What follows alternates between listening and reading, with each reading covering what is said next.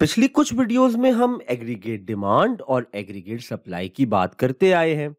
इस वीडियो में हम एग्रीगेट डिमांड के बारे में कुछ और बातें करेंगे। हमने कहा था कि इसका कर्व डाउनवर्ड स्लोपिंग यानी नीचे की तरफ ढलान करता हुआ होता है और उसकी एक मंतक हमने दौलत के असर यानी वेल्थ इफेक्ट के नाम से देखी थी, जिसमें हमने कहा था कि कीमतें बढ़ जाएं तो लोग अपने आप को कम दौलतमंद तस्वुर करते हैं और अपनी खरीदारी कम कर देते हैं, जिससे रियल जीडीपी कम हो जाता है। और कीमतें कम हो जाएं तो वो अपने आप को ज्यादा दौलतमंद महसूस करते हैं और अपनी खरीदारी बढ़ा देते हैं, जिससे मुल्क का जीडीपी बढ़ जाता है। दूसरी मंतक में हमने कहा था कि अगर कीमतें बढ़ गईं तो मुल्क में इंटरेस्ट रेट बढ़ जाएगा, जिससे इन्वेस्टमेंट कम हो जाएगी और ऐसे ही मुल्क का जीडीपी कम हो जाएगा।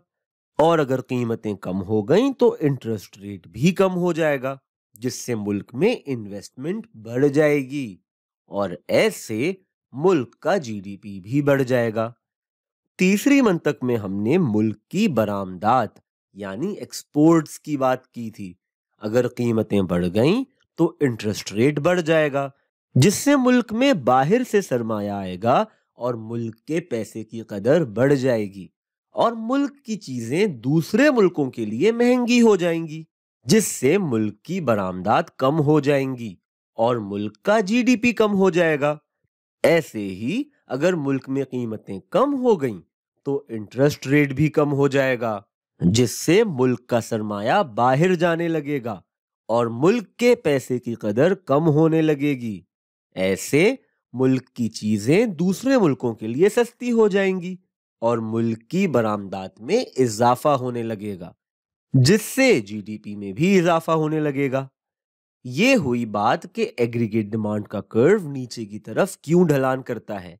लेकिन अब हम बात करेंगे कि अगर बाकी सब वैसे का वैसा रहे तो वो क्या है जो हमारी एग्रीगेट डिमांड को खिसका सकता है यानी शिफ्ट कर सकता है, और वो कैसे हमारी एग्रीगेट डिमांड को शिफ्ट कर सकता है। ये राज छुपा है इन खातों के अंदर जो मिलकर हमारे मुल्क का जीडीपी बन जाते हैं।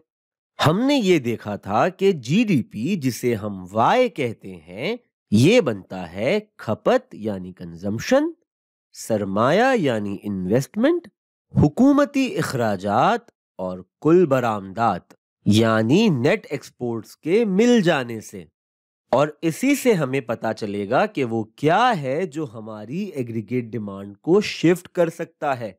कंजम्पशन की बात कर लेते हैं।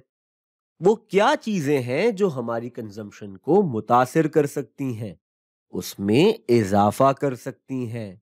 अब अगर हम कहते हैं कि हुकूमत टैक्सों में कमी कर देती है, ऐसे लोगों के पास अब अपनी आमदनी का पहले से ज्यादा हिस्सा बच जाएगा और इससे लोगों की कंजम्पशन में इजाफा हो जाएगा, जिससे मुल्क के रियल जीडीपी में इजाफा हो जाएगा। यानी मुल्क की एग्रीगेट डिमांड बढ़ जाएगी और हमारा कर्व सीधे हाथ की तरफ या टूवर्ड्स द राइट शिफ्ट हो जाएगा, क्योंकि अब लोगों के पास ज्यादा पैसा है और वो कीमतों की हर ही सतह पर पहले से ज्यादा चीजें डिमांड करेंगे। तो अगर बाकी सब वैसे का वैसा रहे तो टैक्स में कमी से aggregate demand towards the right और टैक्सों में इजाफे से aggregate demand towards the left shift हो जाएगी। इन्वेस्टमेंट की भी बात कर लेते हैं। हो सकता है कि हुकूमत किसी एक साल या एक अरसे में इन्वेस्टमेंट करने वालों के लिए खास मराहत का ऐलान कर दे और उससे कीमतों की हर ही सतह पर या इंटरेस्ट रेट की हर ही सतह पर इन्वेस्टमेंट पहले से ज्यादा हो जाएगी। ऐसे मुल्क के जीडीपी में भी इजाफा हो जाएगा। ऐसे ही अगर हुकूमत फैसला करती है कि मुल्क के कुछ शोबों पर फौरी खर्चा करने की जरूरत है और वो कर्जे लेकर इकोनॉमी में अपने खर्चे बढ़ा देती है, तो ऐसे भी मुल्क के जीडीपी में इजाफा हो जाएगा, क्योंकि हुकूमती इखराजात का खाता जीडीपी के 4 खातों में से एक होता है। तो अगर बाकी सब वैसे का वैसा रहे, हुकूमती अखराजात के बढ़ने से ये कर्व राइट पर शिफ्ट हो जाता है, और अगर हुकूमती अखराजात कम हो जाएं तो ये कर्व लेफ्ट पर शिफ्ट हो जाता है। और आखिरी बात ये कि अगर अचानक हमारे मुल्क की चीजों की दुनिया भर में तलब बढ़ जाए और हमारी बरामदात में ठीक ठाक इजाफा होने लगे, तो उससे हमारा जीडीपी बढ़ने लगेगा और हमारा कर्व राइट पर शिफ्ट हो जाएगा।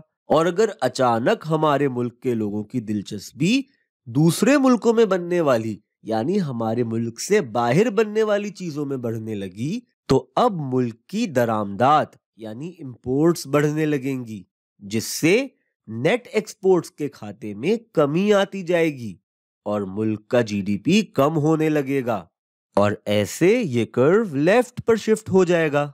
तो ये थी कुछ बातें जो हमने ये देखने के लिए कहना सुनना जरूरी समझा कि हमें ये मालूम हो कि वो क्या तब्दीलियां हो सकती हैं जो कि हमारी एग्रीगेट डिमांड को कीमतों की हर सतह के लिए ही बदल देती हैं। अब शायद मैं और आप एग्रीगेट डिमांड की पेचीदगियों को थोड़ा बेहतर समझ सकते हैं।